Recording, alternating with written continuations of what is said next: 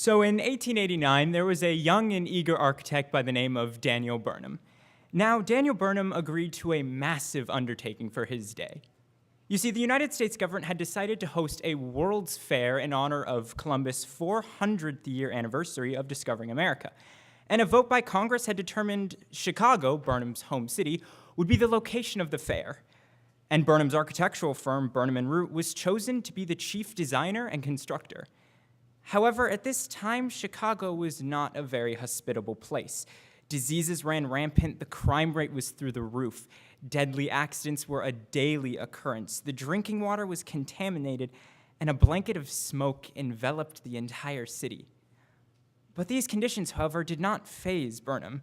He was determined to succeed. But from the beginning, the odds seemed to be stacked against him.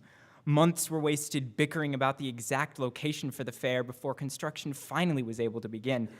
And soon after that, Burnham's business partner and best friend, John Root, died of pneumonia.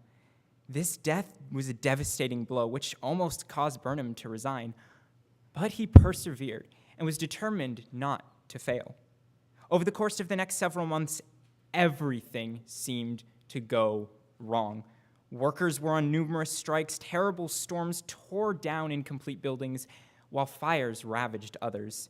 Weeks went by where little to nothing at all was accomplished, and the other fair planners constantly bickered over every little detail. Despite all of this, however, Burnham managed to keep it all together and always got the project back on track. While most everyone during this time felt this was an impossible task, Burnham proved them all wrong. He completed construction a day before the fair was set to open. The Chicago World's Fair enjoyed tremendous success and catapulted Burnham to national fame. The story of Daniel Burnham in the World's Fair is one I greatly enjoy. It tells the story of a man who possessed a trait I can find very hard to practice: perseverance.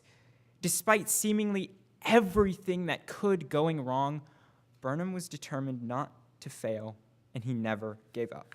When practically everyone around him told him he would fail, he never gave up. He pressed on. Burnham's example is one I think we should all follow, not just in our day-to-day lives, but also in our faith. In our world today, it can be very difficult at times to be a Christian. We're surrounded by temptations and constant reminders, especially in our media, that our world is turning away from God and drifting farther and farther from Him. But it's important that we maintain our faith in God, despite the situation being discouraging or disheartening at times.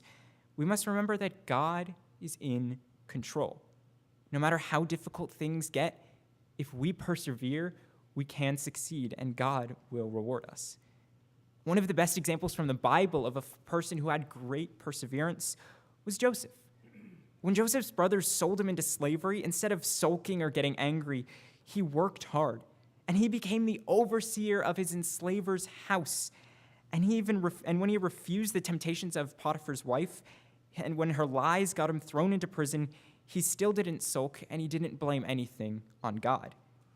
In prison, Joseph even found favor in the prison keeper's eyes and was put as head over all the other prisoners. God blessed Joseph with the ability to interpret dreams, and this skill, this gift from God, allowed him to get out of prison by interpreting the Pharaoh's dreams. Eventually, Joseph became second only to Pharaoh in power in Egypt. Everything that could went wrong for Joseph, it seems, but he never lost his faith and continued to persevere, and in the end, God rewarded him.